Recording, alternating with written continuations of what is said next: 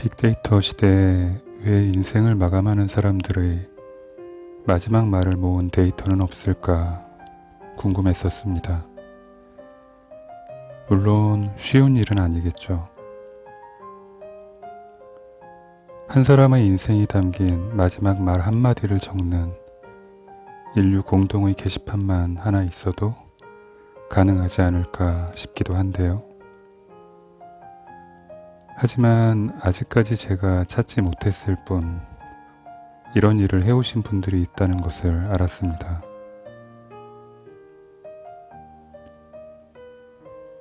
제가 다니는 교회의 작은 도서관에서 우연히 만난 책, 인생 수업이 오늘의 주인공입니다.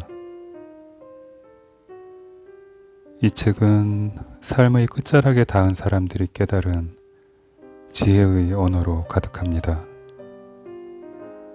우리는 태어나서 죽기까지 하나의 끊어지지 않는 흐름으로서의 인생을 살면서도 세상 어디에서도 심지어는 배움의 전당이라고 하는 학교에서조차 인생에 대해 배우지 못합니다. 당연히 인생학이라는 과목조차 없습니다. 인생을 살아가야 하는데 인생을 배울 곳이 없고 인생이 무엇인지를 어느 정도 깨달은 사람들은 말없이 죽어갑니다.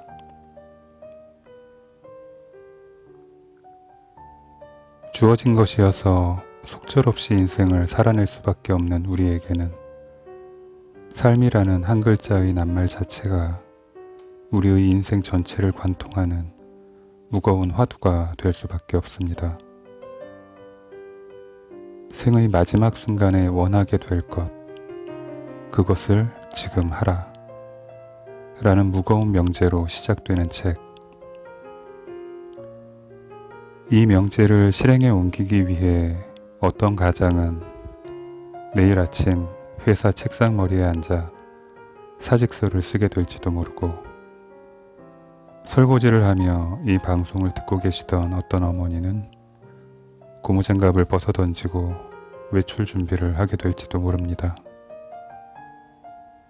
저는 아마도 비행기나 배를 타고 어딘가에 있을 제가 죽기 전에 꼭 만나야 할 나를 기다리고 있는 그 누군가를 만나러 가야 할지도 모르겠습니다.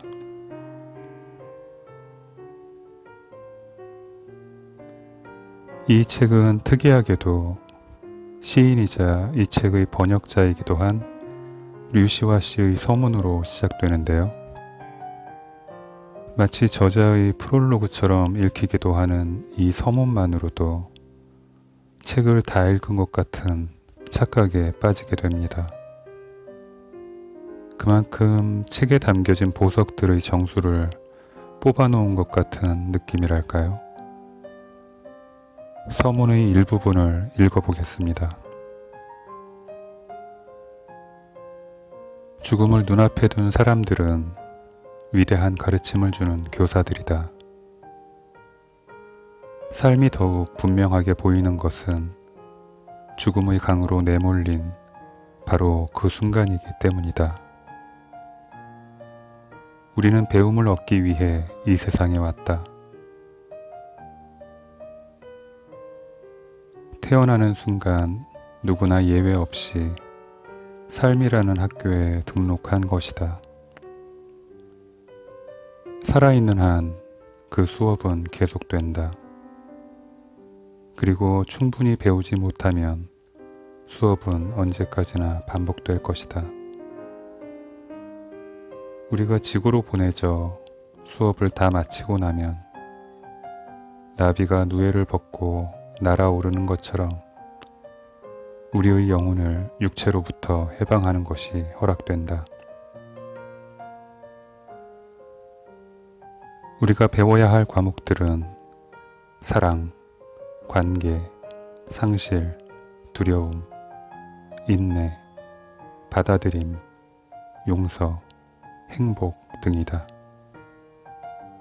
나아가 이 수업은 궁극적으로는 나 자신이 누구인가 하는 깨달음으로 우리를 데리고 간다. 그것이 이 수업의 완성이다. 비극은 인생이 짧다는 것이 아니라 단지 정말 중요한 것이 무엇인가를 너무 늦게서야 깨닫는다는 것이다.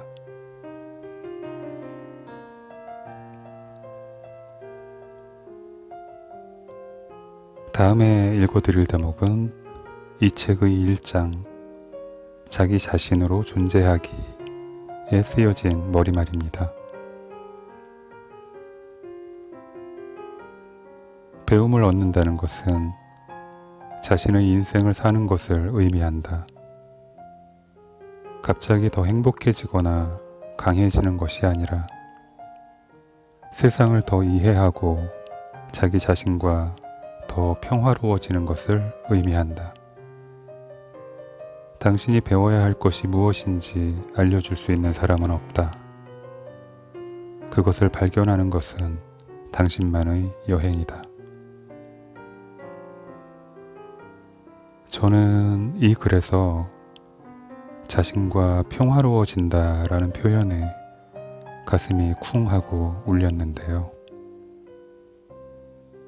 저는 뜨거웠던 청춘 내내 제가 세상과 싸우고 있다고 착각하며 살았었습니다. 그런데 이제는 내가 세상과 싸운 것이 아니라 나 자신이거나 내가 만든 허상과 싸웠다는 걸 조금씩 깨닫고 있거든요.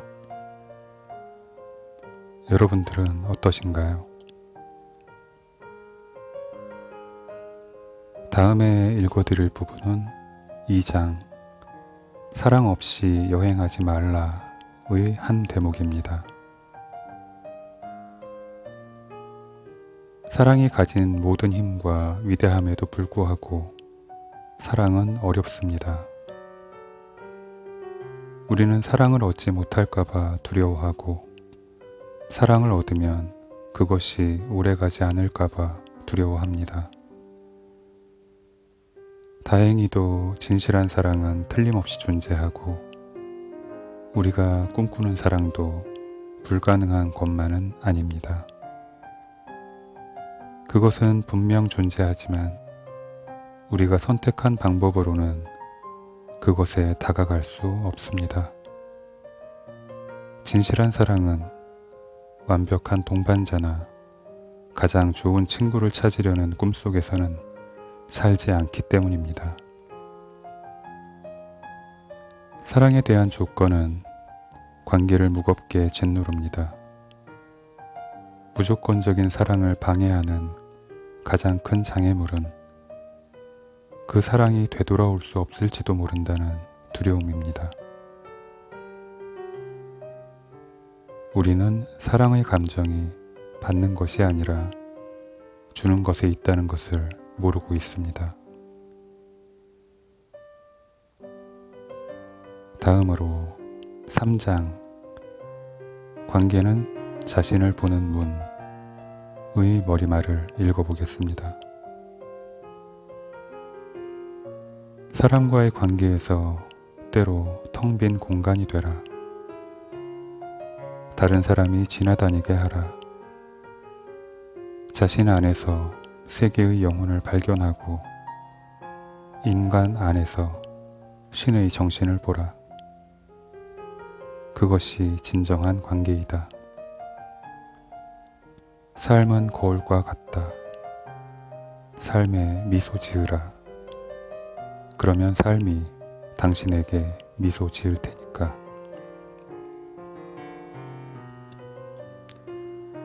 이 책은 모두 1장에서 10장으로 구성되어 있습니다. 각 장의 제목들을 잠시 들여다보면 자기 자신으로 존재하기,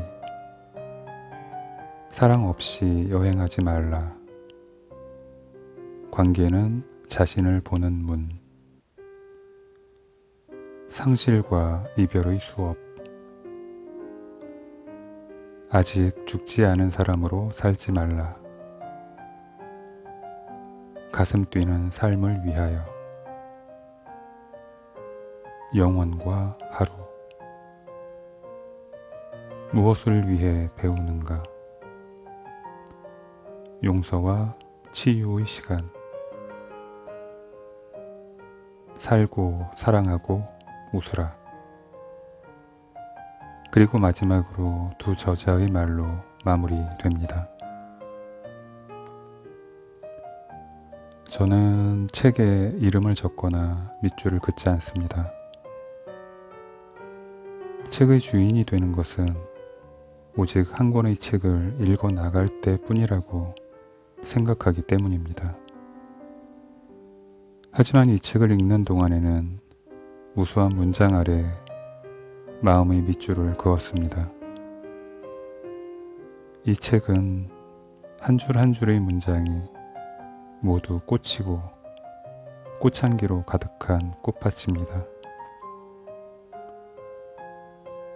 인생이라는 바다를 잠시 유랑하다 떠나는 우리에게 가장 소중한 것은 무엇일까를 고민하게 만드는 책.